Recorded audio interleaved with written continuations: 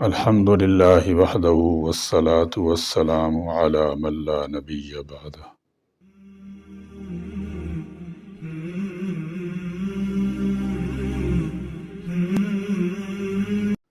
بعض لوگ یہ اعتراض کرتے ہیں کہ پہلی کا چاند بڑا تھا، اس کا مطلب یہ ہے کہ یہ دوسرا چاند تھا، یعنی چاند کی دوسری تاریخ تھی، لہذا حکومت کا اعلان درست نہیں تھا۔ پہلی بات یہ ہے کہ حکومت کا اعلان حقیقتاً غلط بھی ہو، تب بھی شریعت کا یہی حکم ہے کہ لوگوں کا روزہ تب ہوگا جب حکمران اعلان کرے گا۔ اگر حکمران غلط کر رہا ہے تو اس کا وبال ان پر ہے۔ دوسری بات یہ کہ یہی بات نبی کریم صلی اللہ تعالی علیہ وسلم اور صحابہ رضی اللہ تعالی عنہ کے دور میں بھی لوگ کیا کرتے تھے، لیکن نبی کریم صلی اللہ تعالی علیہ وسلم اور صحابہ رضی اللہ تعالی عنہ ایسا کہنے سے لوگوں کو منع فرمایا کرتے تھے کہ بڑا اور چھوٹا چھوڑ دو، اگر پہلی بار دیکھا ہے تو بس پہلی کا چاند ہے۔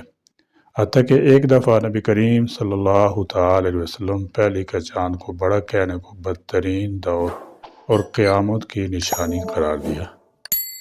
چنانچہ سید المرسلین صلی اللہ تعالی علیہ وسلم نے پہلے ہی پیش گوئی فرما دی تھی۔ شابی بیان کرتے ہیں، رسول اللہ صلی اللہ تعالی علیہ وسلم نے فرمایا، قرب قیامت کی نشانی میں چاند کا بڑا نظر آنا ہے۔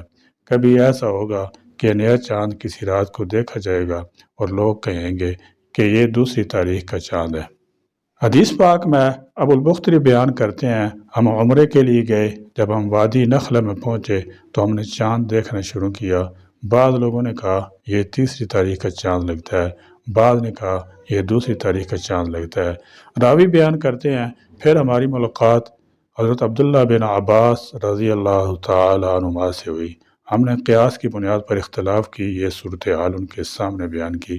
انہوں نے فرمایا، تم نے چاند کس رات کو دیکھا تھا؟ ہم نے کہا فلاں رات کو۔ انہوں نے کہا رسول اللہ صلی اللہ تعالی علیہ وسلم نے فرمایا، اللہ تبارک و تعالی نے تمہارے دیکھنے کے لیے اس سے بڑھا دیا، در حقیقت جس رات کو تم نے دیکھا ہے یہ اسی رات کا چاند ہے۔ تیسری بات یہ ہے کہ بڑا ہونے کی اصل وجہ طبی قوانین ہوتے ہیں، مثلا افقی زاویہ 10 درجے سے زیادہ، سورج سے دور ہونا، افقی بلندی، غروب کے وقت چاند کا افق پر 8 درجے سے زیادہ بلندی پر ہونا، چاند کی عمر 20 گھنٹے سے زیادہ ہونا، اس طرح موسم وغیرہ کی بنیاد پر بعض دفعہ چاند بہت بڑا ہوتا ہے۔ چوتھی بات یہ ہے کہ بعض اوقات چاند ہوتا ہے لیکن زاویے یا عمر کی کمی وغیرہ کی وجہ سے نظر نہیں آ سکتا، ظاہر ہے کہ آئندہ رات کو بڑا ہی ہوگا۔ پانچویں بات یہ ہے کہ شریعت نے پہلی تاریخ شرط اور علت روزے کے لیے نہیں قرار دیا ہے بلکہ انسانی آنکھ سے نظر آنا قرار دیا ہے۔ اس وجہ سے کیلنڈر یعنی امون سے آغاز شرعاً درست نہیں ہے۔ اسلام میں رمضان کے شروع ہونے اور ختم ہونے کا دار و مدار رؤیت ہلال چاند دیکھنے پر رکھا گیا ہے، کسی علم و فن اور آلات قرینہ و قیاس پر نہیں رکھا گیا۔ ہر علاقہ اور ہر دور کے لوگوں کے لیے سہولت اور آسانی رہے، یہی آپ صلی اللہ تعالی وسلم کے اس فرمان کا مقصد ہے کہ ہم امی لوگ ہیں، حساب کتاب نہیں جانتے، اس لیے حدیث میں ہے کہ یعنی اگر گرد و غبار یا بادل کی وجہ سے چاند نظر نہ آئے تو پھر پہلے مہینے کی 30 دن پورا کرو۔ اس کا مطلب یہ ہے کہ چاند تو ہوگا مگر گرد و غبار یا بادل کی وجہ سے ظاہر ہے اگلے دن دوسرے کا ہوگا اور بڑا نظر آئے گا، لیکن شرعاً پہلی کا چاند شمار ہوگا کیونکہ گرد و غبار یا بادل کی وجہ سے نظر نہیں آیا تھا، اور حساب اور شرعی حکم تب ٹھہرتا ہے جب نظر آتا، لہذا چھوٹا بڑا ہونے کی وجہ سے شرعی حکم پر اثر نہیں پڑتا۔ نہ شرعاً ایسا کہنا اور اس پر کمیٹی کی شرعی حیثیت کم کرنا یا مشکوک کرنا درست ہے۔ جب سورج کی روشنی چاند سے ٹکرا کر ہماری آنکھوں پر پڑتی ہے تو ہمیں چاند نظر آتا ہے۔ رمضان کے آغاز کے لیے چاند کو آنکھ سے دیکھنا ضروری ہے، اس کے لیے ہمیں جتنی روشنی چاہیے اس کے لیے چاند، سورج، زمین کے بیچ کم از کم 10.5 ڈگری کا زاویہ ہونا چاہیے۔ اب چونکہ چاند کا مدار بالکل گول نہیں بلکہ بیضوی ہے، اس لیے اس زاویے کا مطلب ہے 17 سے لے کر 24 گھنٹے تک کا چاند ہے۔ پہلے چاند سے 14 دن تک چاند کی عمر ہر روز 24 گھنٹے بڑھتی جاتی ہے۔ اب اگر پہلے دن چاند 16 گھنٹے کا ہو تو ہمیں آنکھ سے نظر نہیں آئے گا، لیکن یہی چاند اگلے روز 16 + 24 یعنی 40 گھنٹے کا ہوگا، اور اتنا بڑا ہوگا کہ ہمیں لگے گا کہ ہم نے ایک روزہ کھا لیا ہے۔ یہ درست نہیں ہے۔ پہلی کے چاند کا باریک ہونا بالکل ضروری نہیں ہے۔ پہلی کا چاند 17 گھنٹے کا بھی ہو سکتا ہے اور 40 گھنٹے کا بھی۔ دونوں کے سائز میں بہت فرق ہے، پر دونوں پہلی کے چاند ہی کہلائیں گے۔ اس مسئلے میں یہ حدیث شریف کی اصل ہے کہ نئے چاند کا مدار رویت پر ہے، اس امر پر نہیں ہے کہ اس کا حجم چھوٹا ہے یا بڑا۔ افق پر اس کے نظر آنے کا دورانیہ کم ہے یا زیادہ ہے۔ اس لیے کسی عالم یا تعلیم یافتہ شخص کا نیا چاند دیکھ کر یہ کہنا کہ یہ 2 یا 3 تاریخ کا لگتا ہے، یہ غیر شرعی اور غیر عالمانہ بات ہے۔ اس طرح سائنسی حقیقت بھی یہی ہے۔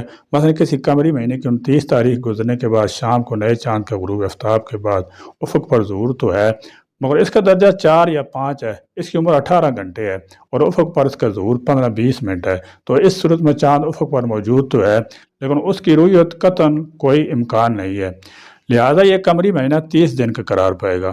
اب اگلی شام کو اس چاند کی عمر 42 گھنٹے ہو جائے گی، افق پر اس کا درجہ 12 یا اس سے اوپر ہو جائے گا، اور افق پر اس کا استقرار بھی نسبتاً زیادہ وقت کے لیے ہوگا، مثلا 1 گھنٹہ، اور اس کا حجم بھی بڑا ہوگا، لیکن یہ قطعیت کے ساتھ پہلی تاریخ کا چاند ہوگا۔ لہذا میری اہل علم، اہل وطن سے اپیل ہے کہ توہمات کے حصار سے نکلیں اور حقیقت پسند بنیں۔ 2 یا 3 قمری مہینے مسلسل 29 دن کے ہو سکتے ہیں، 4 ماہ 29 دن کے نہیں ہو سکتے۔ ایک ماہر فلکیات نے لکھا ہے زیادہ سے زیادہ مسلسل 5 قمری مہینے بھی 30 دن کے ہو سکتے ہیں، لیکن یہ سب امکانات کی بات ہے، ان پر کسی شرعی فیصلے کا مدار نہیں ہے۔ سائنسی اعتبار سے چاند کے بارے میں چند امور قطعی ہیں۔ سورج اور چاند کی حرکت دونوں کے اوقات طلوع غروب الشمس والقمر بحسبان سے بھی ثابت ہے، اور ماہرین فلکیات کا صدیوں کا مشاہدہ ہے، اور انہی مشاہدات میں تطبیق کر کے کلیات ترتیب دیے جاتے ہیں۔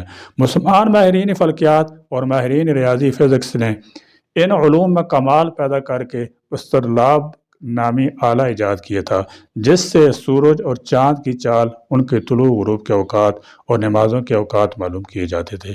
قدیم جدید فلکیات کی نصابی کتب میں ان امور کا تذکرہ ملتا ہے: نئے چاند کا بڑھنا، چاند کا بڑھنا، پورے چاند کا بڑھنا، چاند کا گھٹنا، چاند کا نظر نہ آنا، سورج گرہن، چاند گرہن، طلوع غروب وغیرہ۔ آج کل اسطرلاب کی جگہ سافٹ ویئر اور موبائل اپلیکیشن نے لے لی ہے۔ چاند کے حوالے سے مندرجہ بالا امور قطعی ہیں، لیکن نیا چاند کب قابل رویت ہوتا ہے، فلکیات کی تمام قدیم و جدید نصابی کتابوں میں یہ بحث نہیں ہے۔ جدید دور میں بھی ماہرین فلکیات چاند کی رویت کے بارے میں، خاص طور پر جب کہ امکانات 50-50 ہوں، قطعی معلومات دینے سے قاصر ہیں۔ آج بھی اس کے بارے میں کم از کم 20 سے زائد معیارات مختلف ماہرین نے بیان کیے ہیں۔ کسی ایک معیار کو تمام ماہرین کے نزدیک مکمل طور پر متفق علیہ یا اجماعی قرار نہیں دیا جا سکتا۔ انہوں نے اپنے مشاہدات اور تجربات کی روشنی میں آراء قائم کی ہیں، اس لیے رویت بصری کی اہمیت کو کسی طور پر بھی نظر انداز نہیں کیا جا سکتا۔ ماہر فلکیات ڈاکٹر شاہد قریشی نے ایک چینل پر کہا، ہم سائنسی بنیادوں پر چاند کی رویت کا کوئی قطعی کیلنڈر نہیں بنا سکتے، ہم امکان رویت کی نشاندہی کر سکتے ہیں، حتمی بات نہیں کر سکتے۔ اللہ تعالی ہمیں دین کی سمجھ عطا فرمائے، آمین۔ وآخر دعوانا الحمدللہ رب العالمین۔